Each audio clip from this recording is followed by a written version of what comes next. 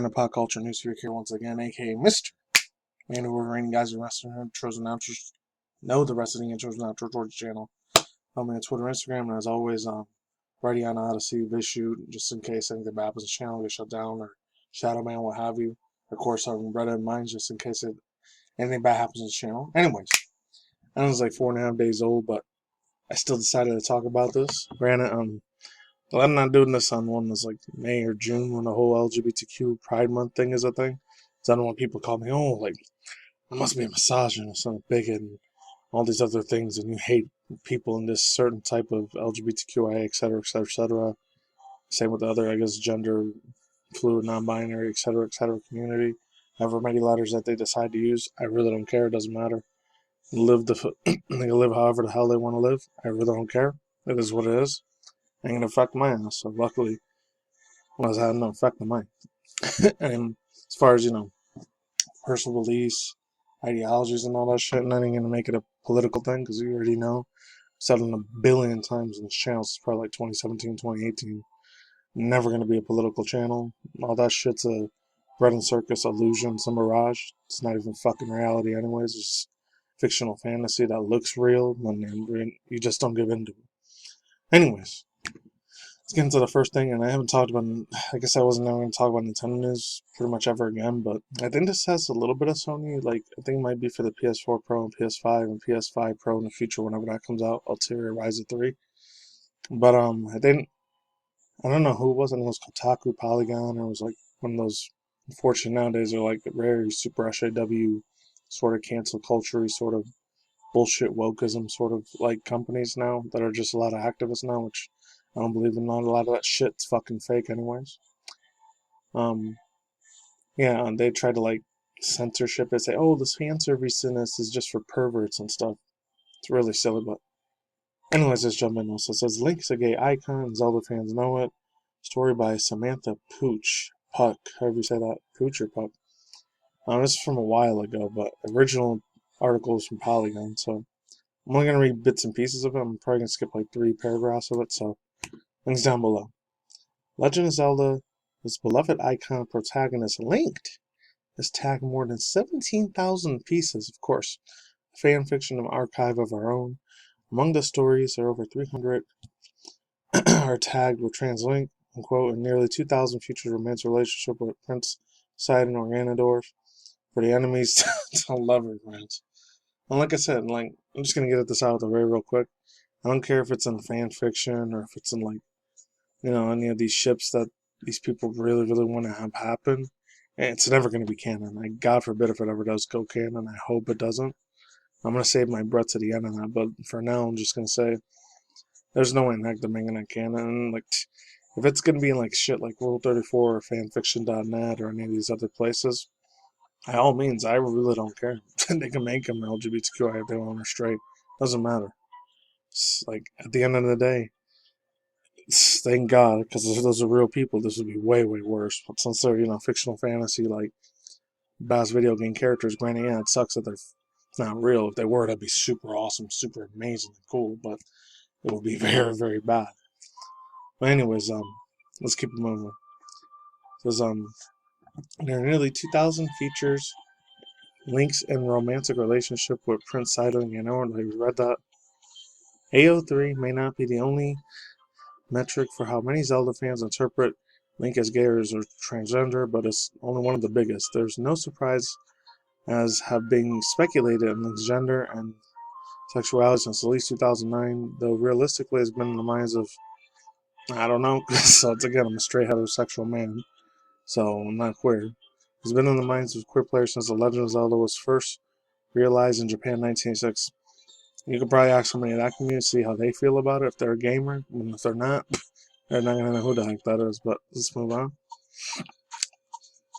Alright, Nintendo has denied rumors that Link is queer in a 2015 interview with Kotaku. Zelda producer Eiji Aonuma said that Link is not gay, he's just not a person. However, though, Aonuma shut down speculation about Link's sexuality within the franchise canon. His statement has also been open for the further fan interpretation. Oddity has long been inextricably linked with queerness, even behind the Epinology, hopefully I'm saying that right.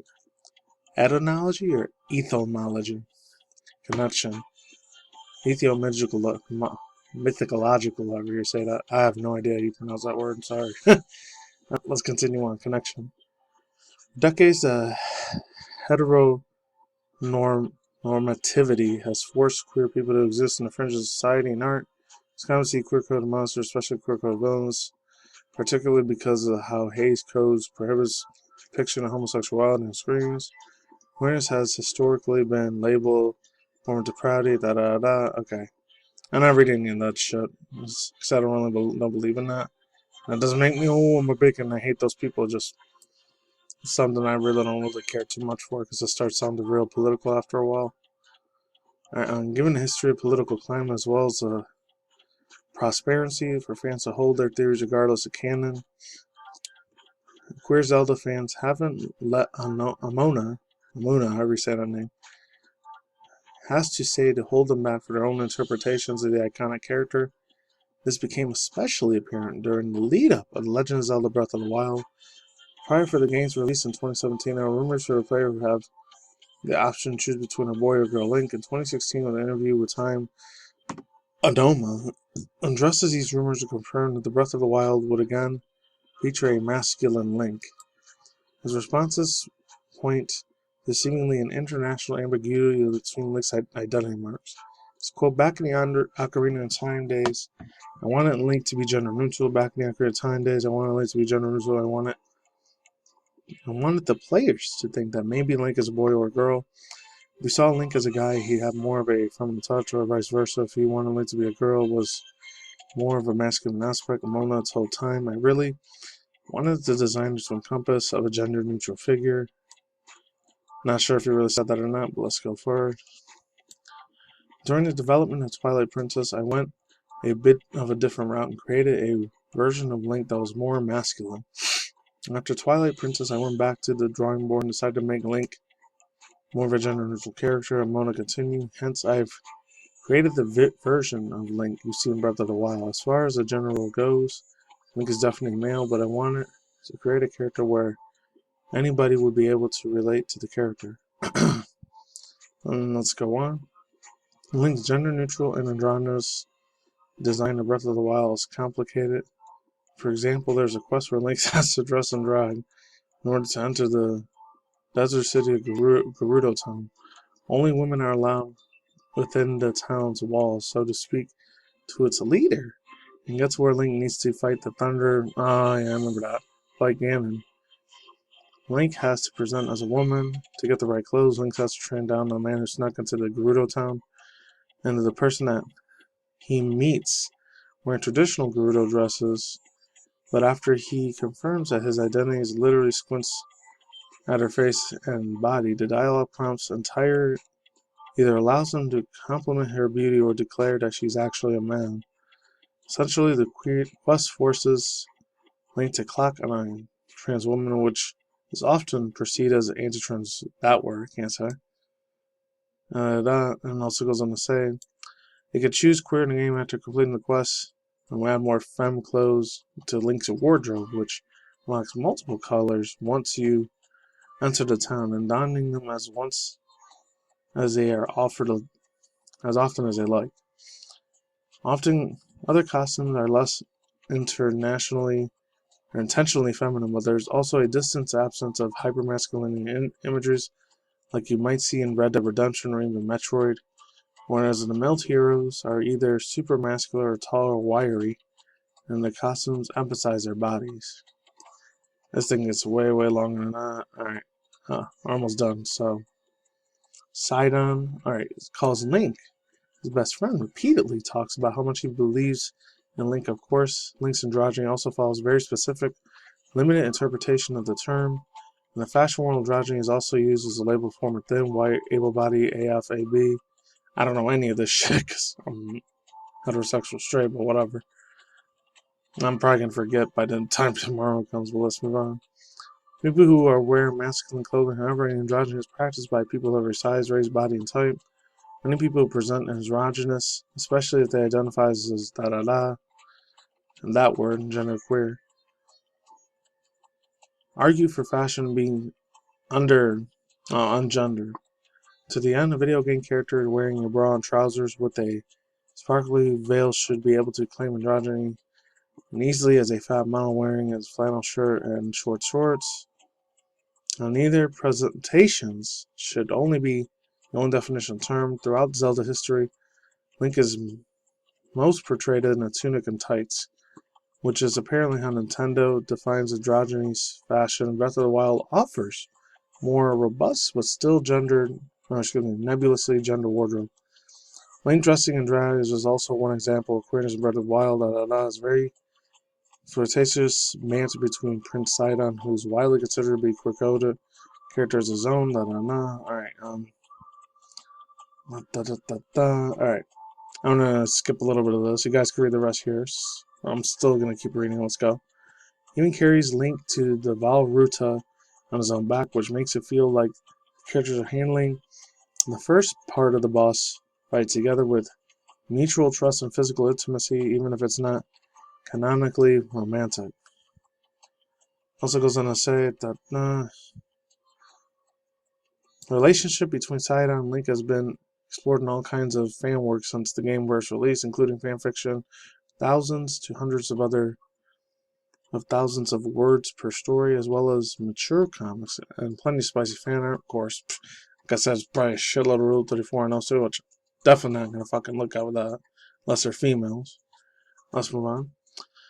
Now on, the ambiguity of Link's gender and relationship allows players to make what they will of his characterization story. Nintendo's androgynous design leave room for players to choose how they identify with Link or other potentially queer characters in a franchise like Sheik and Ocarina of Time, and produce the fan content in aligns with their views. Though Nintendo insists Link is both straight and cisgender, fans of expanded Zelda universe with the LGBTQIA plus characters and queer readings of Zelda games. Oh, this is from last year. I didn't even know this was going on last year. That's crazy.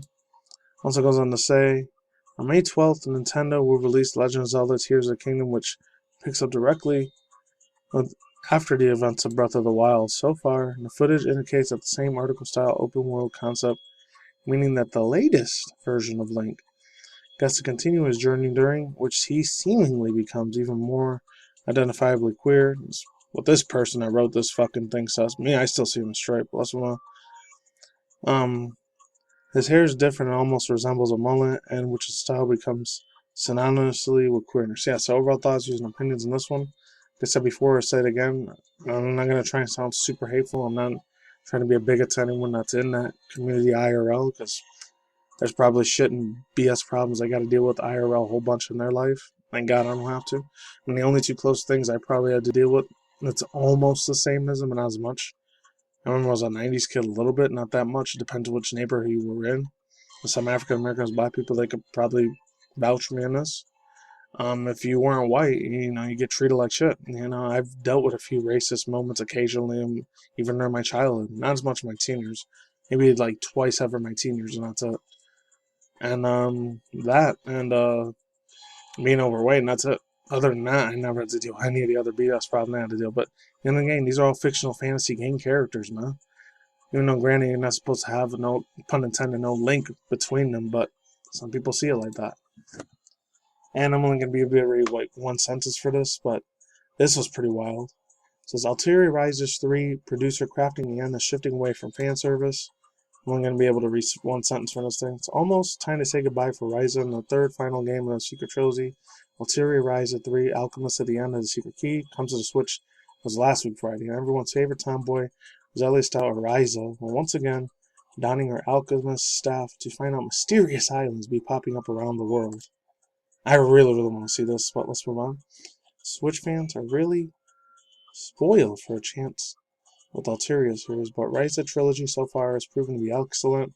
A newcomer-friendly adventure is a heartful where we say Alteria Ryza 2 Lost Legends of the Secret Fairy was truly the best games in the series so far, so Ryza has an outlasting life to live up to. Yeah, there was other stuff about them saying, oh, they're going to censorship the fan service. I hope they don't do that because there's so much good fan service, a lot of JRPGs and visual novels. Yeah, that's all I gotta say for now. I'm out here. Peace out, lamb. Cycle out. Later, guys.